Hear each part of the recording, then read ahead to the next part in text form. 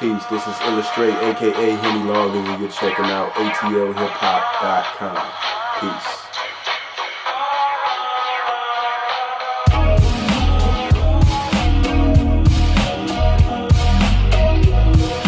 atlhiphop.com. We chilling out with producer Illustrate. What's good? Man, everything, man. Just blessed, man. Living life, learning. You know what I'm saying? Live, bro, loving, man. Yes, sir. Yes, sir. Now let's talk about the beginning, man. How'd you get into becoming a producer? Was it just a love of music, or did someone really inspire you to start wanting to do this? Pretty much a love of rap music. I started listening to Dougie Fresh and Slick Rick. The show was like one of the first joints I had heard, and I was hooked ever since. So now, when you said you first got to Atlanta, when was that, and who were some of the people that you brought you into the Atlanta scene and into the fold? The first person that I ever met that I knew was an MC is Believe. He's now the lead singer and grand prize winner from last year. Okay.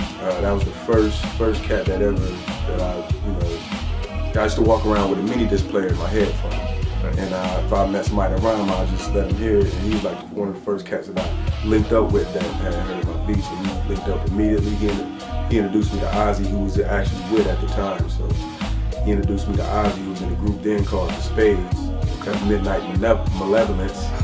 And from then I met Silas Mourner, who you know now is Methuselah. And we started recording and just doing songs. Now, what was your first project that you worked on, or the first song that you produced for somebody? I did some joints. I was in a group called COC. Shout out to Cam Reeves and Damon Burns, Vic, who done it. In Fort Wayne, we were in a group called COC, Change the Chaos, and I arrived in that group.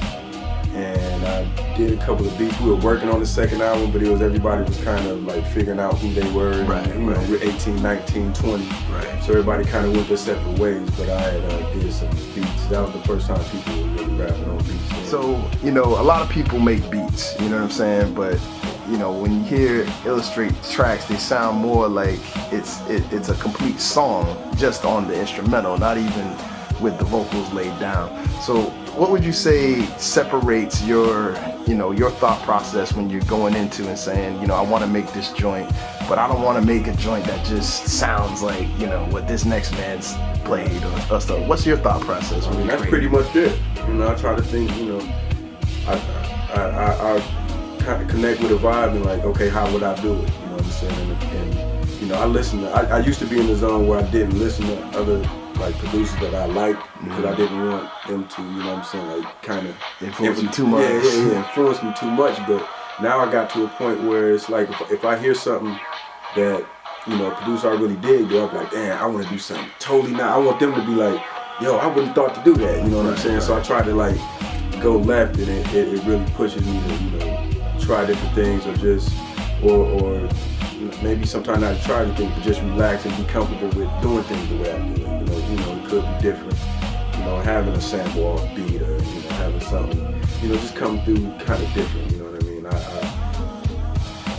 kind of embrace that. You know what I'm saying? I just try to, and then with me being, I used to rhyme, so I always hear like a rap sometimes just off a groove, and that'll make me kind of make a track different, because I have a flow in my head, right? So it kind of make the track different. But I always try to have a vision past the beat. And like, okay, some cats make dope beats, but they wouldn't know who to give it to, or they could give it to anybody. Right. They wouldn't be specific, and I try to be specific in that regard. Is just the mood and the whole, the vision of where a beat can actually go. Yes, sir. Now, speaking of things that you can Google, you got a new project that you're bubbling on too, right? Yes. I'm kind of excited about it, man, because I haven't, for one, did anything like just new, without, just some real fresh shit as far as music, and I had this idea to do a remix project for a while, and I got a bunch of old acapellas, and I got a bunch of old stuff in the archives and old hard drives, so a bunch of music that I just want to put out. And basically the thing behind it is called the Henny Loggins Show.